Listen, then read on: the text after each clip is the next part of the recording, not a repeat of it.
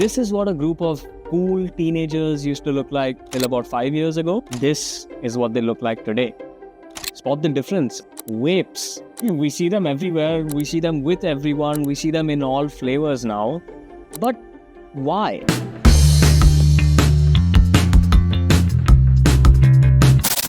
What makes vapes a product that is so far superior to its tobacco-laden counterpart? I think Kunal Shah gave us the answer a few years ago. Every time the delta between the two behaviors is greater than equal to 4, it creates wealth. Mr. Shah, famously so, came up with the Delta 4 theory. What this means is, if we mark all products on an efficiency score from 1 to 10, at any point that the efficiency score of a product against its market competitors is 4 or more, that product is going to win. And the pot of gold belongs to the person that is creating or distributing that product. Now let's think about what this means for vapes and its market competitor cigarettes. I'll list down 4 key disadvantages that the cigarette has from a consumer POV, and we'll see how the vape outdoes the cigarette in each one. Number 1, the lingering smell of smoke. If you've ever been around a person who smokes, you know they're always trying to hide that awful smell. There's a reason why all panwalas also sell mint and gum. Vapor, on the other hand, dissipates within seconds, leaving no trace behind. Also, one of the reasons why people are increasingly finding vapes to be more acceptable in social settings, sometimes even work environments. Number 2, the bad taste of smoke. Cigarettes are known to have bad taste. In fact, one of the primary reasons why they don't have a larger market is because first-timers just hate the taste. On the contrary, vapes and the primary adoption for it are its flavors. Vapes come in almost every flavor you can think of. Strawberry ice, mango grape, kiwi mint, kala khatta, orange, I don't know what else, but consumers are spoiled for choice. Number 3, smoker's lips. Cigarette tar on lips and teeth is undesirable, something that people often try to conceal and hide. Vapes have no tobacco and therefore no tar. Lips remain at their luscious best.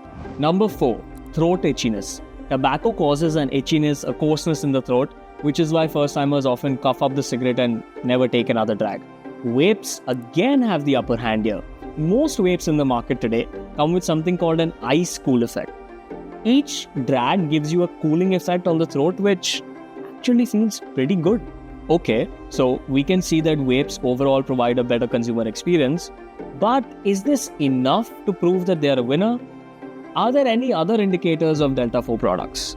Yes, Mr. Shah says that consumers exhibit very specific behaviors when they experience a Delta 4 product.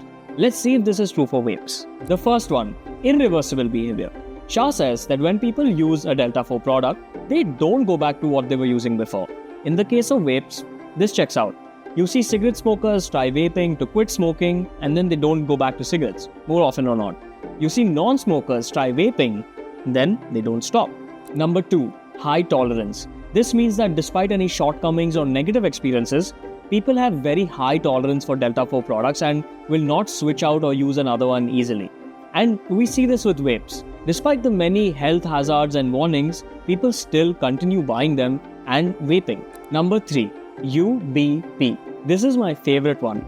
This is what Shah calls unique bragging proposition, and he says that when people experience a Delta 4 product, they can't stop talking about it. They brag about it to everyone that they meet. And I've seen this with vapes. People with vapes are very proud to own the latest flavors on the market, and they also display the tech that these vapes have. From LED screens to number of puffs and liquid indicators and whatnot. I mean, UBP plays out with vapes.